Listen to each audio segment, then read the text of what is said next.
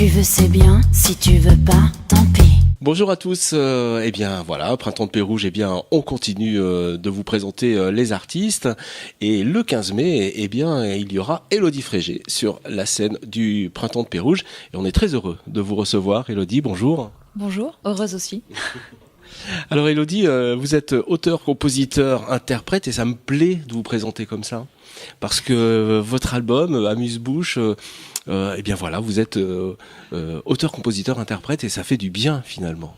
En tout cas, moi, ça me fait du bien. Je suis pas la seule. Hein. Il y a des chansons que j'ai composées avec Marc Collin, avec Lissette Aléa, avec Benjamin Dantès. Il y a 2 reprises, mais sinon tout le reste, j'ai fait les musiques et les textes, c'est vrai. Et ça me fait du bien. Oui, ça nous fait du bien aussi, nous. Alors, un album très féminin que les garçons adorent écouter. Et vous nous faites découvrir, oui, mais c'est ça, hein, vous nous faites découvrir un univers, votre univers musical. Alors, ce 4e album, c'est vraiment votre univers musical ? À part le premier album, tous mes albums sont vraiment mon univers musical. Et après, on grandit, on évolue. On a parfois envie plus d'une chose que d'une autre. Il y a des nuances entre les différents albums. Après, ce qui reste le lien, je crois que c'est les mots, enfin la façon d'écrire. Ouais. Et peut-être harmoniquement aussi, je crois que je commence à déceler des choses qui se répètent dans certains des albums que j'ai déjà produits. Alors, ce que je disais, donc, on peut l'écouter de différentes manières, en fait, cet album. Soit on est un garçon et on boit vos paroles, soit on est une fille et on accepte, on est d'accord avec ce que vous écrivez. Vous en prenez conscience de ça ? Je prends pas conscience de grand chose, je me laisse porter. Je sais pas, c'est très étrange que vous me disiez que les hommes aiment mon album parce que j'ai peu eu l'occasion d'avoir à le remarquer. Il y a eu beaucoup de jeunes filles, jeunes femmes. J'ai l'impression que elles pourraient me détester d'être aussi libre dans ce disque. C'est possible, hein, ça arrive. Mais en fait, j'ai plutôt une sorte de complicité qui est en train de se créer avec les femmes de tout âge. Et je trouve ça très, très enrichissant et réconfortant. Et je me sens femme, quoi. Et les hommes, j'en sais rien. Par contre, j'ai énormément d'homosexuels dans mon public et je trouve que c'est plutôt intéressant qu'ils aiment cette façon de s'exprimer au sujet de l'amour charnel et de la peau, de la femme, de la féminité. L'univers du disque n'a pas fait sa révolution d'internet, de diffusion. Vous pensez que la presse peut le faire, les médias peuvent le faire, cette révolution ? C'est la seule façon pour qu'elle survive, de toute façon. Ne rêvons pas, ça ne va pas se faire sans mal. Il y a des PSE dans toutes les entreprises, dans tous les grands quotidiens régionaux, des plans sociaux, des fermetures, il y a des sites web qui se créent, mais là aussi il faut que les sites web trouvent leur modèle économique, il faut qu'ils puissent exister. Il y a l'exemple de Mediapart, mais il y en a d'autres qui existent sans avoir de revenus suffisants ou même diffuser de la publicité par exemple, et ça pose un vrai problème d'existence. On est à la charnière et il faut qu'ils trouvent leur modèle, effectivement. Finalement, on est en train de changer de support. Est-ce que le modèle économique est le même ou il va être encore différent ? J'en sais rien. Je n'en sais rien. Je suis pas spécialiste du développement économique des médias. Simplement, ce que j'ai envie de dire, c'est que les habitudes d'écoute ou de lecture ou de recherche du divertissement ou de l'information changent, évoluent et se diversifient. On n'est plus, par exemple, pour ce qui concerne la radio, on n'est plus arrêté à France Inter ou France Info. On zappe depuis des années déjà. On zappe sur Internet. Quotidiennement, on va zapper aussi sur son journal et sur ses quotidiens. On ne va pas simplement acheter tous les matins le Progrès. D'autant que le Progrès, en ce moment, n'est pas forcément preuve toujours de qualité. Donc, voilà. Je pense qu'il y a un modèle économique à trouver. Moi, je ne sais pas faire, d'autant que, j'allais dire, ma carrière est derrière moi, encore un petit peu devant. Mais quand même. Voilà. Il y en a d'autres qui travaillent là-dessus. Ouais. On est à un moment critique, c'est sûr. C'est pas forcément du pessimisme, c'est dire ça va changer, c'est une évolution, mais on est même tenté de dire c'est une vraie révolution. Ouais. Voilà, c'est dans les locaux de Jazz Radio qu'on rencontre le directeur d'antenne, Benoît Thuré. Bonjour Benoît Thuré, merci de nous accueillir ici dans vos locaux. Alors Jazz Radio était la première radio diffusant du jazz 24 heures sur 24 sur les ondes, la FM en tout cas, et c'est parti d'ici, c'est parti de Lyon. Alors il y a combien de temps ? La radio a été créée en 1996. Alors là on est aujourd'hui au 40 quai Rambaud dans le 2e arrondissement, dans un quartier en plein développement. Mais il y a encore quelques années, on était installé cours d'Herbouville dans le 4e arrondissement, la sortie du tunnel de la Croix-Rousse pour les Lyonnais. Donc la radio a été créée en 96 et je pense que, moi je n'étais pas là, j'étais né mais je n'étais pas là. C'était déjà un sacré pari à l'époque de vouloir diffuser du jazz toute la journée, 24 heures sur 24, 100% jazz. Le programme s'est agrémenté un peu de soul, de blues, de funk depuis, mais c'est effectivement un sacré pari. Alors on sait maintenant que Jazz Radio est un succès en FM, 45 fréquences, je crois. Vous avez compris l'intérêt du web en déclinant pas moins de 25 thèmes exclusivement web. Le développement qui s'est fait assez naturellement, le développement des web radios sur notre site. Alors les gens arrivent le matin au bureau, ou pendant les vacances ou chez eux et se connectent. On arrive du pôle Nord là, de Paris, où c'est l'hiver depuis 2 mois, il pleut, il fait froid, c'est un peu le cauchemar. Je suis descendu du train et il y avait 25 degrés de différence. Et ça fait vachement plaisir d'arriver là, de voir le joli site, les chênes verts, les cigales, le soleil.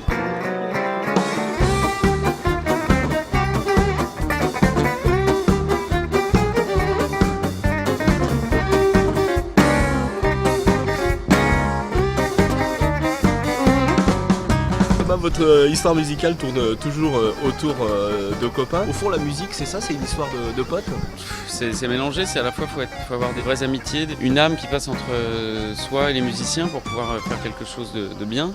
Et aussi, il faut savoir rencontrer d'autres gens et changer des fois de style ou aller vers d'autres horizons. Mais c'est sûr que c'est important pour moi en tout cas de se faire plaisir à nous sur scène pour faire plaisir aux autres. Donc il faut rechercher faut pas rechercher le truc justement super rodé ou léché, enfin on le fait aussi, mais pour les festivals en tout cas d'été, c'est important de chercher quelque chose de plus spontané, plus frais, plus improvisé. Voilà, comme prévu, nous sommes donc à la salle Rameau avec Willy Rovelli. Merci de nous accueillir. Mais avec une joie non dissimulée. Alors Willy, c'est d'abord une voix, c'est aussi un physique, mais c'est aussi une patate extraordinaire. Willy, comment vous faites pour vivre à 300 à l'heure tout le temps comme ça ? J'aime pas ne rien faire. Je m'embête très très vite. Je suis un peu hyperactif, je crois. J'ai toujours envie que ça bouge. Non, vraiment, je m'ennuie très très vite. Donc voilà, le matin, dès que je me lève tôt, parce que j'aime pas dormir non plus, donc j'essaie de me prévoir plein de trucs à faire et voilà, et je fais. Et dans le spectacle, il y a un débit de mots incroyable aussi. Donc, ouais. Oui, vous entraînez pas, ça c'est naturel. Non, c'est naturel, ouais. Non, j'ai vraiment fait un... Non, vraiment sur scène, je mens pas, quoi. Je veux dire, je raconte... 90% des choses que je raconte sont vraies. Après, je caricature, j'exagère, je grossis le trait, mais... Et puis après, non, je me suis pas créé un personnage. Je suis un petit peu moins hystérique dans la vie, tu vois, je passe pas ma vie à hurler comme je le fais sur scène, mais bon, voilà, il y a quand même pas mal de ressemblances entre le petit nerveux de la scène et celui qui est là, bien sage, parce que je suis impressionné quand même. Mais bon, voilà. C'est rare, je suis assez surpris. Alors, les fans ne vont pas être déçus. Voici le 5e album d'Yves Jamais, dans la même lignée que les précédents, avec ses rengaines et ses mélodies qui nous tournent dans la tête sans arrêt. L'album s'appelle Amor Fati, sortie nationale le 25 novembre 2013. Et pour en parler, pour nous donner son avis, voici l'auteur, le compositeur, l'interprète Yves Jamais. Bonjour Yves. Bonjour, merci l'auteur, compositeur, interprète, sauf d'un ou deux morceaux. Enfin, d'un morceau où je suis pas auteur, c'est Charles-Élie Couture qui a écrit, donc j'ai pas tout écrit. Voilà, donc vous ne rompez pas dans votre musique, on retrouve les mêmes instruments, est-ce qu'on retrouve les mêmes musiciens aussi Les mêmes musiciens que le précédent album. Avec la même équipe derrière, c'est pareil ? Ouais, que le précédent album, parce que j'ai changé d'équipe après le 3e album. Et chanteur d'orchestre, c'est pas mal. J'ai attendu longtemps, mais j'y suis arrivé. Chanteur d'orchestre. Vous faites quoi ? Je suis chanteur d'orchestre. Je suis chanteur d'orchestre. Alors, j'ai pas les manches ballons, mais... Puis, bon, alors évidemment, les musiciens, c'est hors norme. Chaque musicien, ce sont pas des musiciens comme on dit d'accompagnement. Ils ont chacun un projet, ils sont sur scène et ils viennent et ils sont là derrière Michel, derrière Pierre. Ouais, mais ça, c'est Pierre qui doit dire, parce que moi, je fais le constat, je suis ébahi, quoi. On est en train de faire quelque chose, d'abord, qui était strictement improbable, qui n'existe pas, et je suis pas sûr que ça existe. De toute façon, je soutiens, et là, je t'interdis de dire non, le projet ne tient que parce qu'il y a Pierre. C'est Pierre le fédérateur, je l'ai vu pendant les séances, il fédère tout le monde. Mais il fédère pourquoi ? Parce que tout le monde sait que Pierre Bertrand est un grand arrangeur, grand musicien, et qu'il n'y a pas une note en trop, pas une note à la con, il ne supporte pas les notes. Il entend tout, de toute façon, non. il entend tout. Quand il n'est pas, il fait « Oh, c'est vilain !» Voilà, bienvenue à tous. Aujourd'hui, nous sommes avec Michel Lem. Bonjour Michel, Bonjour. Merci de nous accueillir. Bonjour. Alors Michel, vous signez un nouvel album qui va sortir le 24 février prochain, intitulé Repère d'ailleurs. Alors finalement, votre repère, c'est le jazz et les musiciens qui vont avec ? Oui, c'est-à-dire que dans notre vie, on a tous des points de repère qui correspondent à des morceaux musicaux ou à des ambiances musicales. Et donc dans cet album, j'ai voulu retrouver quelques épisodes de ma vie, comme ça, de l'enfance jusqu'à l'adolescence et jusqu'à l'âge adulte. Enfin voilà. Donc il y a une espèce comme ça de panorama qui couvre une cinquantaine d'années de passion de jazz aussi. Dites-moi Michel Lem, faire un album de jazz, c'est pas un peu une rencontre de potes pour vous ? C'est-à-dire que, dans la mesure où j'ai toujours mélangé l'humour avec la musique, quand je faisais des one-man shows, il y avait toujours des musiciens de jazz avec moi. On s'arrangeait toujours pour que les musiciens participent à l'humour du spectacle. Et moi, inversement, que j'aille rejoindre les musiciens pour lesquels j'ai toujours beaucoup d'amitié, d'affection, et donc qui deviennent des amis et des potes. Voilà. Ça se voit dans le teaser. Hein, que vous avez... Voilà, alors on reste très amis parce que je me sens effectivement très très proche des musiciens, même si je ne connais pas la musique. Alors, votre album, c'est une alchimie, hein. C'est une bonne dose de sueur, de fraternité, un gros soupçon d'amitié, puis surtout une bonne dose de tendresse, moi j'ai l'impression. Oui, parce que il y a forcément entre tous ces musiciens qui sont tous des pointures et un gars comme moi qui vient pour essayer de faire un lien dans tout ça, qui essaye de faire un objet qui s'appelle un album dans lequel il y a de la musique qui swing et qui bouge.